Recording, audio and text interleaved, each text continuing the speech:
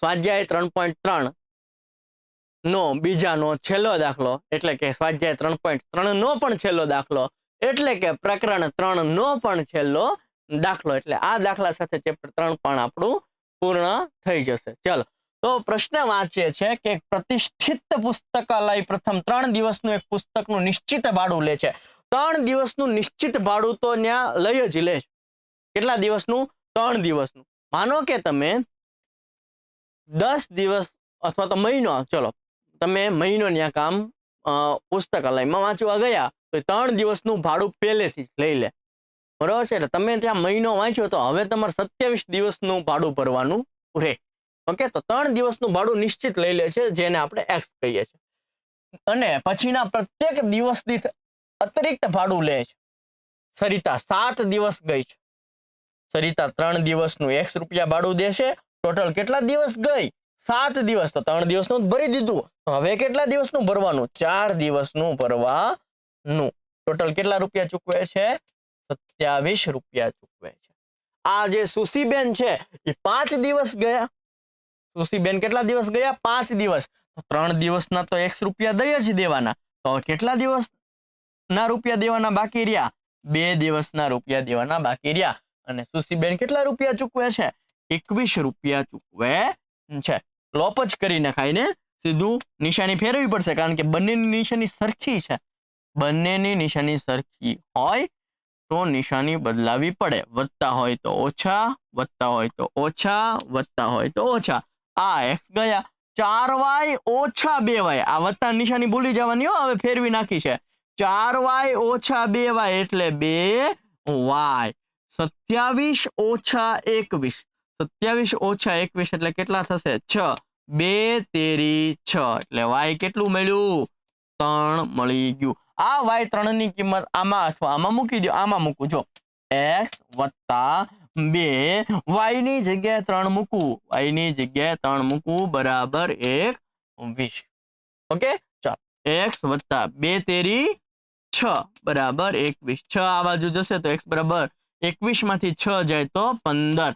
તો આ જે x બરાબર 15 મળ્યું એ 3 દિવસનું નિશ્ચિત ભાડું છે. 3 દિવસના આટલા રૂપિયા તો આપણે એને આપી જ દેવાનું. 3 દિવસનું ભાડું જે નિશ્ચિત ભાડું છે એ કેટલું છે?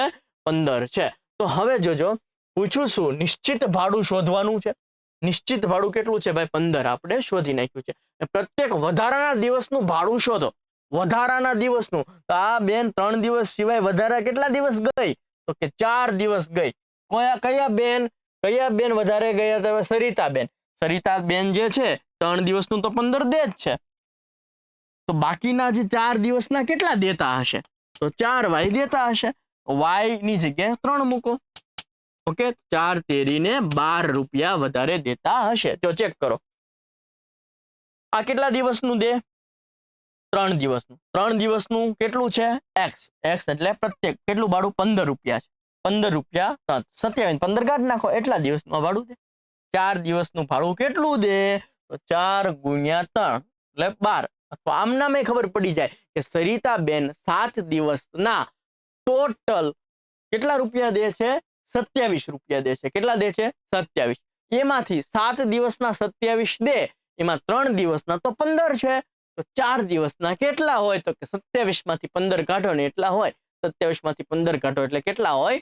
12. ઓકે, પછી આપણે બેન છે સુશીબેન. સુશીબેન 5 દિવસ જાય છે. 5 દિવસમાંથી 3 દિવસનું ભાડું તો 15 છે. ઓકે, સુશીબેન ટોટલ કેટલા રૂપિયા ચૂકવે છે? 21 રૂપિયા ચૂકવે છે. 21 માંથી 15 કાઢી નાખો તો 6 રૂપિયા બાકીના 2 દિવસના દેશે. જો બાકીના કેટલા દિવસ? 2 દિવસ. 2y, y ની જગ્યાએ મૂકી દો 3. 3 દુ ને 6. 2 દિવસના કેટલા રૂપિયા દેશે? 6 રૂપિયા દેશે. તો તમને આ પ્રશ્ન વાંચીને આ સમીકરણ બનાવતા આવડે એટલે કોઈ ચિંતા છે નહીં. જો 3 દિવસના ટોટલ 7 દિવસ જાય છે તો 3 ના x, બીજા 4 દિવસ જાય એટલે 4y. ટોટલ કેટલા દેશે? 27 રૂપિયા દેશે. આ જે સુશીબેન છે ટોટલ 5 દિવસ જાય છે, એમાં 3 દિવસના તો x રૂપિયા દેવાના, બાકીના 2 દિવસના 2y. ટોટલ કેટલા દેશે? 21. પછી લોપ તમારે કરી નાખવાનો છે. જરૂર જણાય આ વિડીયો ફરીવાર જોજો, જેથી કરીને આ પ્રશ્ન જે છે એ દ્રઢ થાય. લોપની રીત, આદેશની રીત, આલેખની રીત તમને બધી આવડી ગઈ હશે. જરૂર પડે બધા વિડીયો જોજો. કોઈ ડાઉટ હોય તો તમે કોઈ પણ અથવા બીજો કોઈ પ્રશ્ન હોય તો તમે કોમેન્ટ બોક્સમાં લખી શકો છો. અહીંયા આપણે ચેપ્ટર 3 પૂર્ણ જાહેર કરીએ છીએ. મળીએ છીએ નવા ચેપ્ટર સાથે. ત્યાં સુધી જય હિન્દ, જય ભારત.